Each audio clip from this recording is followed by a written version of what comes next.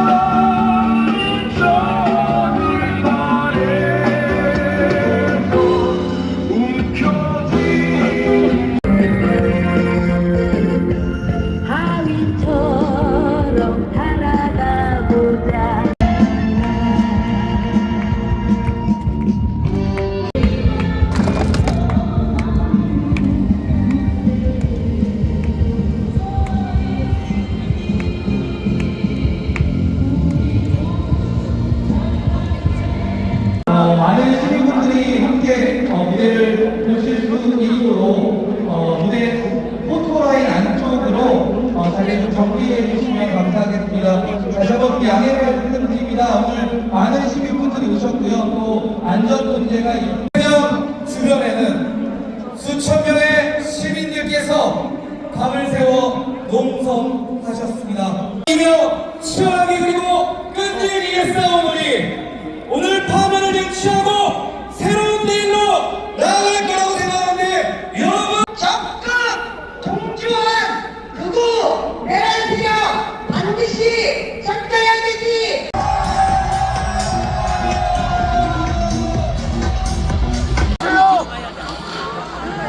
아니 근데 뒷발이 안 앉아서 혼녀라 뒷발 좀 앉아주세요. 안 보여요.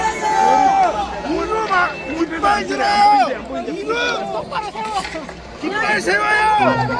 지금부터 2024 한나 8 대통령 윤석열 탄핵 사건에 대한 선고를 시작하겠습니다. 먼저 적법 요건에 관하여 살펴보겠습니다. 이 사건 계엄 선포가 사법심사의 대상이 되는지에 관하여 보겠습니다. 고위공직자의 헌법 및 법률 위반으로부터 헌법 질서를 수호하고자 하는 탄핵 심판의 취지를 고려하면 이 사건 계엄 선포가 고도의 정치적 결단을 요하는 행위라 하더라도 그 헌법 및 법률 위반 여부를 심사할 수 있습니다. 국회 법사위 조사 없이 이 사건 탄핵 소추안을 의결한 점에 대하여 보겠습니다. 헌법은 국회의 소추 절차를 입법에 맡기고 있고 국회법은 법사위 조사 여부를 국회의 재량으로 규정하고 있습니다. 따라서 법사위의 조사가 없었다고 하여 탄핵 소추 의결이 부적법하다고 볼 수 없습니다. 이 사건 탄핵 소추 의결이 일사부재의 원칙에 위반되는지 여부에 대해서 보겠습니다. 국회법은 부결된 안건을 같은 회기 중에 다시 발의할 수 없도록 규정하고 있습니다.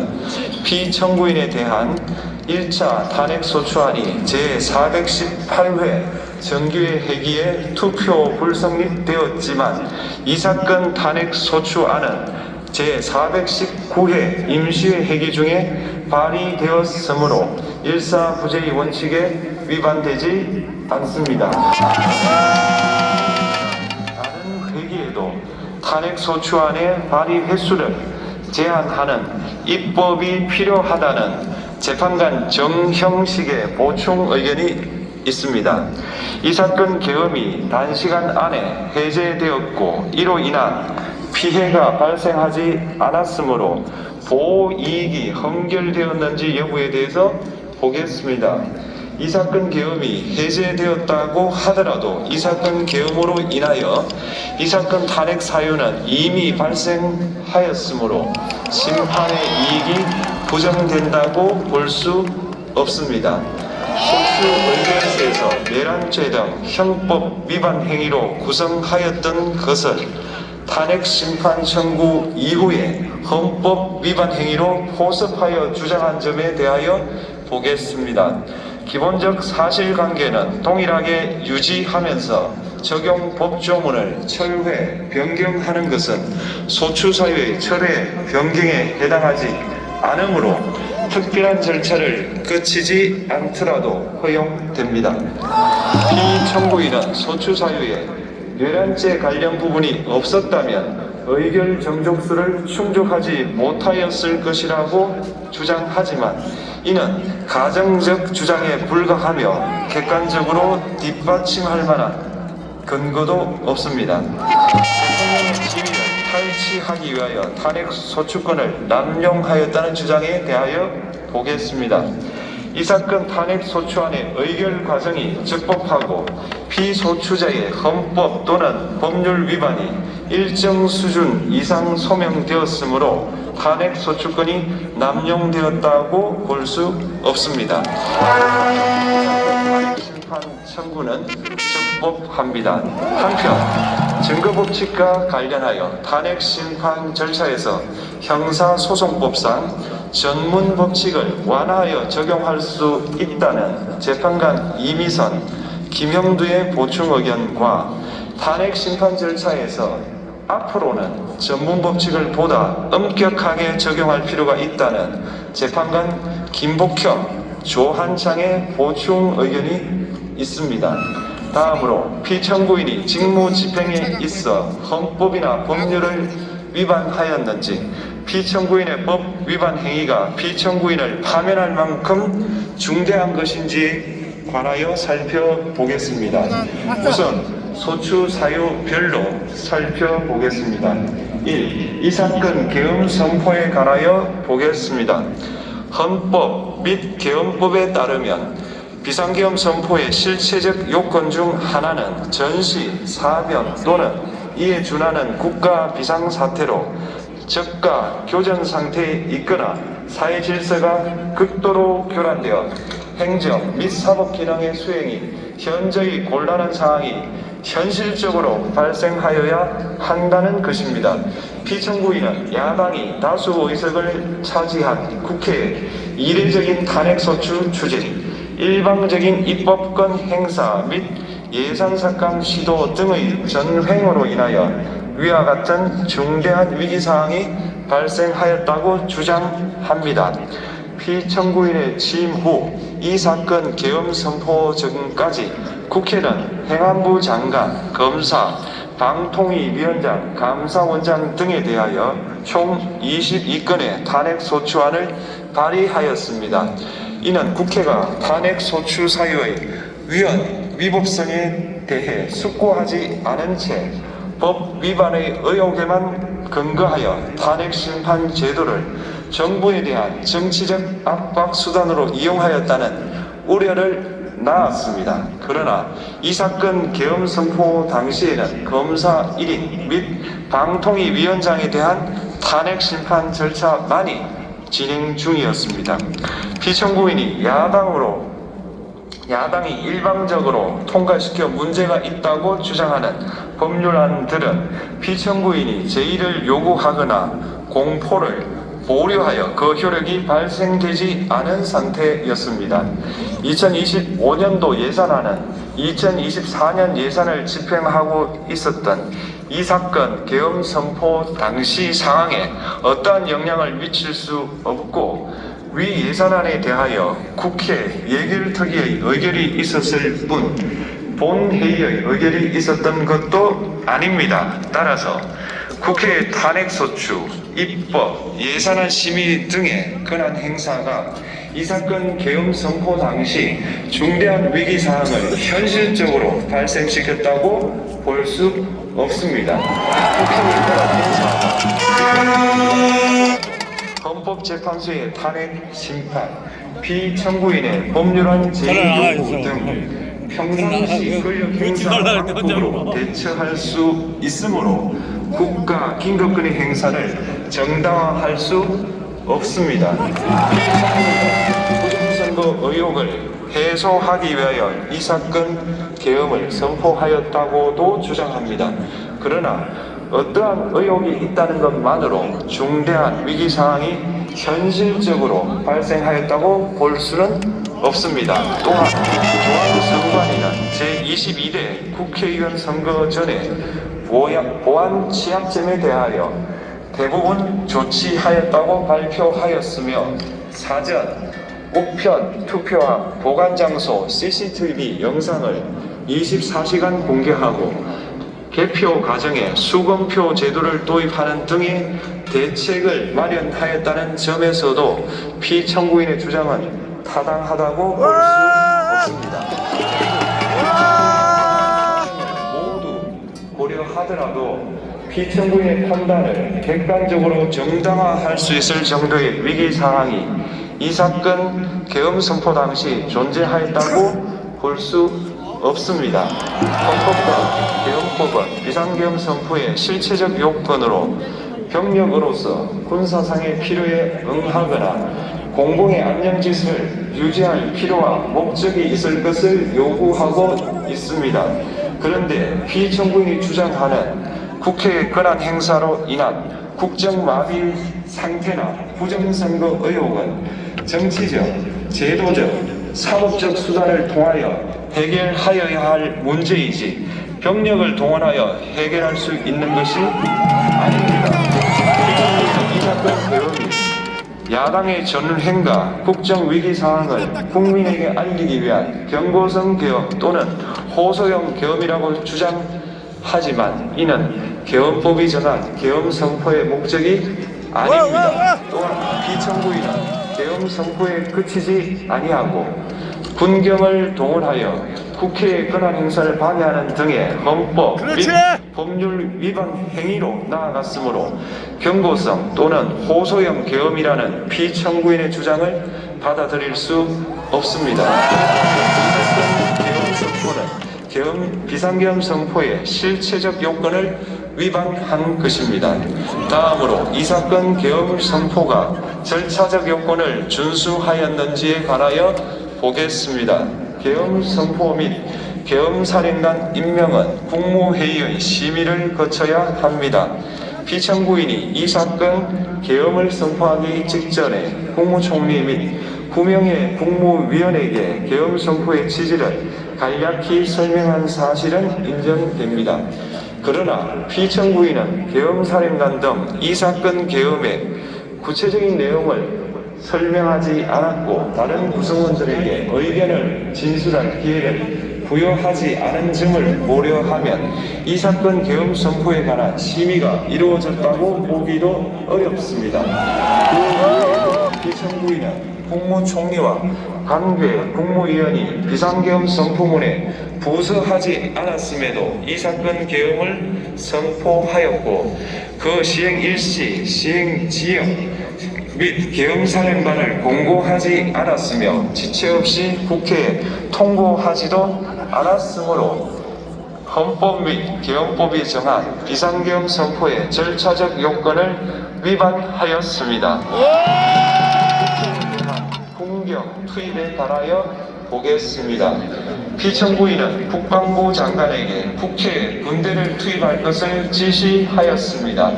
이에 군인들은 헬기 등을 이용하여 국회 경내로 진입하였고 일부는 유리창을 깨고 본관 내부로 들어가기도 하였습니다. 피청구인은 육군 특수전 사령관 등에게 의결 정족수가 채워지지 않은 것 같으니 문을 부수고 들어가서 안에 있는 인원들을 끄집어내라는 등의 지시를 하였습니다. 또한 피청구인은 경찰청장에게 계엄사령관을 통하여 이 사건 포고령의 내용을 알려주고 직접 6차례 전화를 하기도 하였습니다. 이에 경찰청장은 국회 출입을 전면 차단하도록 하였습니다. 이로 인하여 국회로 모이고 있던 국회의원들 중 일부는 담장을 넘어가야 했거나 아예 들어가지 못하였습니다. 한편 국방부 장관은 필요시 체포할 목적으로 국군 방첩사령관에게 국회의장, 각 정당 대표 등 14명의 위치를 확인하라고 지시하였습니다. 피청구인은 국가정보원 1차장에게 전화하여 국군 방첩사령부를 지원하라고 하였고 국군 방첩사령관은 국가정보원 1차장에게 위 사람들에 대한 위치 확인을 요청하였습니다. 이와 같이 피청구인은 군경을 투입하여 국회의원의 국회 출입을 통제하는 한편 이들을 끌어내라고 지시함으로써 국회의 권한 행사를 방해하였으므로 국회에 계엄 해제 요구권을 부여한 헌법 조항을 위반하였고 국회의원의 심의 표결권, 불체포 특권을 침해하였습니다. 또한 각 정당의 대표 등에 대한 위치 확인 시도에 관여함으로써 정당 활동의 자유를 침해하였습니다. 피청구인은 국회의 권한 행사를 막는 등 정치적 목적으로 병력을 투입함으로써 국가안전보장과 국토방위를 사명으로 하여 나라를 위해 봉사하여 온 군인들이 일반 시민들과 대치하도록 만들었습니다. 이에 피청구인은 국군의 정치적 중립성을 침해하고 헌법에 따른 국군 통수 의무를 위반하였습니다. 3. 이 사건 포고령 발령에 관하여 보겠습니다. 피청구인은 이 사건 포고령을 통하여 국회, 지방의회, 정당의 활동을 금지함으로써 국회에 계엄 해제 요구권을 부여한 헌법조항, 정당 제도를 규정한 헌법조항, 대의민주주의 권력분리 원칙을 위반하였습니다. 비상계엄 하에서 기본권을 제한하기 위한 요건을 정한 헌법 및 계엄법 조항, 영장주의를 위반하여 국민의 정치적 기본권, 단체 행동권, 직업의 자유를 침해하였습니다. 4. 중앙선관위에 대한 압수수색에 관하여 보겠습니다. 피청구인은 국방부 장관에게 병력을 동원하여 선관위의 전산 시스템을 점검하라고 지시하였습니다. 이에 따라 중앙선관위 청사에 투입된 병력은 출입 통제를 하면서 당직자들의 휴대전화를 압수하고 전산 시스템을 촬영하였습니다. 이는 선관위에 대하여 영장 없이 압수수색을 하도록 하여 영장주의를 위반한 것이자 선관위의 독립성을 침해한 것입니다. 5. 법조인에 대한 위치 확인 시도에 관하여 보겠습니다. 앞서 말씀드린 바와 같이 피청구인은 필요시 체포할 목적으로 행해진 위치 확인 시도에 관여하였는데 그 대상에는 퇴임한 지 얼마 되지 않은 전 대법원장 및 전 대법관도 포함되어 있었습니다. 이는 현직 법관들로 하여금 언제든지 행정부에 의한 체포 대상이 될 수 있다는 압력을 받게 하므로 사법권의 독립을 침해한 것입니다. 지금까지 살펴본 피청구인의 법 위반 행위가 피청구인을 파면할 만큼 중대한 것인지 관하여 보겠습니다. 피청구인은 국회와의 대립사항을 타개할 목적으로 이 사건 계엄을 선포한 후 군경을 투입시켜 국회의 헌법상 권한 행사를 방해함으로써 국민 주권주의 및 민주주의를 부정하고 병력을 투입시켜 중앙선관위를 압수수색하도록 하는 등 헌법이 정한 통치구조를 무시하였으며 이 사건 포고령을 발령함으로써 국민의 기본권을 광범위하게 침해하였습니다. 이는 이러한 행위는 법치국가 원리와 민주국가 원리의 기본 원칙들을 위반한 것으로 그 자체로 헌법 질서를 침해하고 민주공화정의 안정성에 심각한 위해를 끼쳤습니다. 한편 국회가 신속하게 비상계엄 해제 요구를 결의할 수 있었던 것은 시민들의 저항과 군경의 소극적인 임무 수행 덕분이었으므로 이는 피청구인의 법 위반에 대한 중대성 판단에 영향을 미치지 않습니다. 대통령의 권한은 어디까지나 헌법에 의하여 부여받은 것입니다. 피청구인은 가장 신중히 행사되어야 할 권한인 국가 긴급권을 헌법에서 정한 한계를 벗어나 행사하여 대통령으로서의 권한 행사에 대한 불신을 초래하였습니다. 피청구인이 취임한 이래 야당이 주도하고 이례적으로 많은 탄핵 소추로 인하여 여러 고위공직자의 권한 행사가 탄핵 심판 중 정지되었습니다. 2025년도 예산안에 관하여 헌정사상 최초로 국회 예산결산특별위원회에서 정액 없이 감액에 대해서만 야당 단독으로 의결하였습니다. 피청구인이 수립한 주요 정책들은 야당의 반대로 시행될 수 없었고, 야당은 정부가 반대하는 법률안들을 일방적으로 통과시켜 피청구인의 제2 요구와 국회의 법률안 의결이 반복되기도 하였습니다. 그 과정에서 피청구인은 야당의 전횡으로 국정이 마비되고 국익이 현저히 저해되어 가고 있다고 인식하여 이를 어떻게든 타개하여야만 한다는 막중한 책임감을 느끼게 되었을 것으로 보입니다. 피청구인이 국회의 권한 행사가 권력 남용이라거나 국정 마비를 초래하는 행위라고 판단한 것은 정치적으로 존중되어야 합니다. 그러나 피청구인과 국회 사이에 발생한 대립은 일방의 책임에 속한다고 보기 어렵고, 이는 민주주의 원리에 따라 해소되어야 할 정치의 문제입니다. 이에 관한 정치적 견해의 표명이나 공적 의사결정은 헌법상 보장되는 민주주의와 조화될 수 있는 범위에서 이루어져야 합니다. 국회는 소수 의견을 존중하고 정부와의 관계에서 관용 그리고 자제를 전제로 대화와 타협을 통하여 결론을 도출하도록 노력하였어야 합니다. 피청구인 역시 국회의 대표인 국회를 협치의 대상으로 존중하였어야 합니다. 그럼에도 불구하고 피청구인은 국회를 배제의 대상으로 삼았는데, 이는 민주정치의 전제를 허무는 것으로 민주주의와 조화된다고 보기 어렵습니다. 피청구인은 국회의 권한 행사가 다수의 횡포라고 판단했다 하더라도 헌법이 예정한 자구책을 통해 견제와 균형이 실현될 수 있도록 하였어야 합니다. 피청구인은 취임한 때로부터 약 2년 후에 치러진 국회의원 선거에서 피청구인이 국정을 주도하도록 국민을 설득할 기회가 있었습니다. 그 결과가 피청구인의 의도에 부합하지 않더라도 야당을 지지한 국민의 의사를 배제하려는 시도를 하여서는 안 되었습니다. 그럼에도 불구하고 피청구인은 헌법과 법률을 위반하여 이 사건 개혁을 선포함으로써 국가 긴급권 남용의 역사를 재현하여 국민을 충격에 빠뜨리고 사회, 경제, 정치, 외교 전반 전 분야의 혼란을 야기하였습니다. 국민 모두의 대통령으로서 자신을 지지하는 국민을 초월하여 사회 공동체를 통합시켜야 할 책무를 위반하였습니다.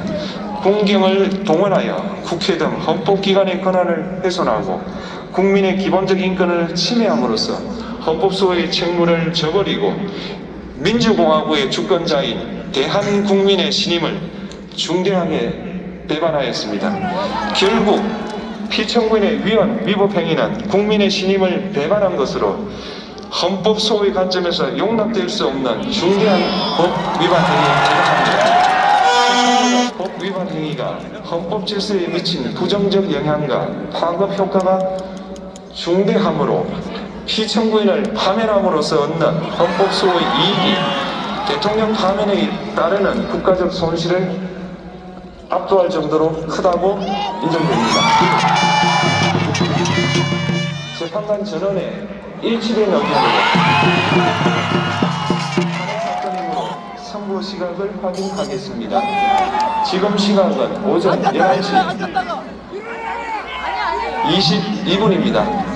주문: 피청구인 대통령 윤석열을 파면한다.